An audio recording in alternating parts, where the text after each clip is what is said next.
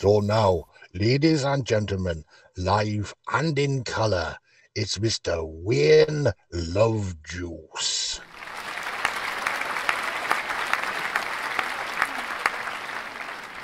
The other day our producer Louis had a chat with an interesting chappie who said that the YouTube algorithms really aren't that happy.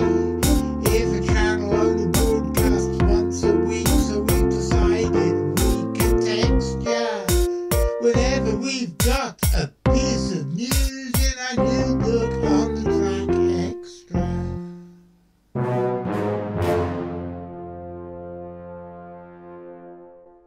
Good afternoon, ladies and gentlemen. My name's John Downs. I'm the director of the Centre for Fortean Zoology.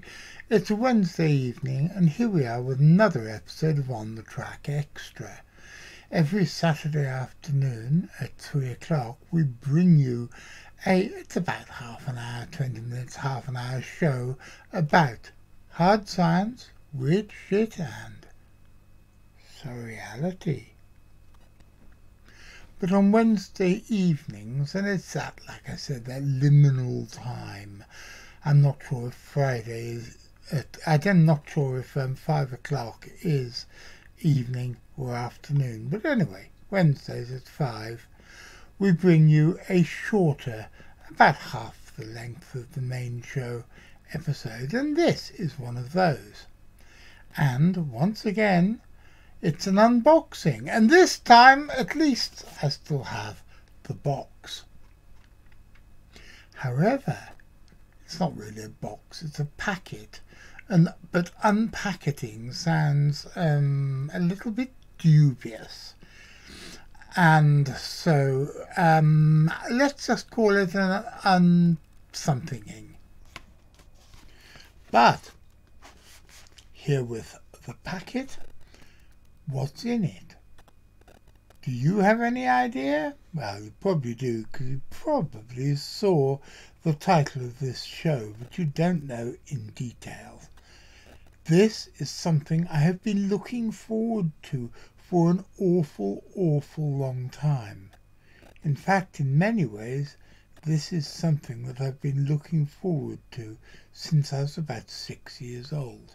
Let's see what's inside.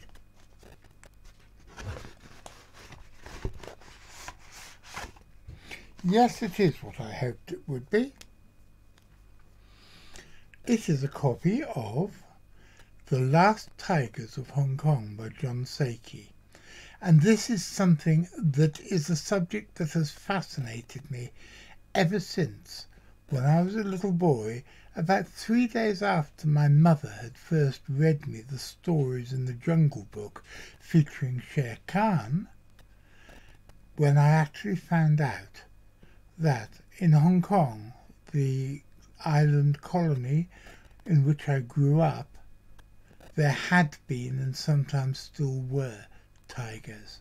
And that was the most amazing paradigm shift, I think, one of the most amazing paradigm shifts in my life. This is what most people think of when they hear the words Hong Kong.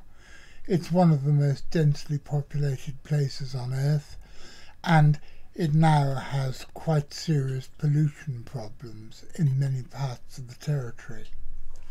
But there is still amazing swathes of untouched countryside and places which really could even be called wilderness. And back in the day, and that day wasn't very long ago, that wilderness had all sorts of animals living in it. Animals that we would recognize, like foxes and badgers and deer, but also animals from the pages of my favourite storybook: leopards, tigers, wild dogs, giant snakes and giant lizards. It was a fantastic place to grow up, and it is still probably my favourite place in the world.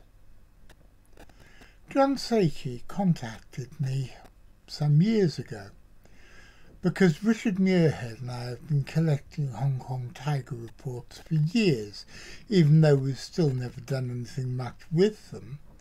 But I wrote an article for an online magazine about Hong Kong wildlife years and years and years ago. And it was about one particular tiger incident which took place at the beginning of the First World War, and John wanted to know if he could use some of my research. Yes, of course you can, I said, and John and I kept up a correspondence for a while.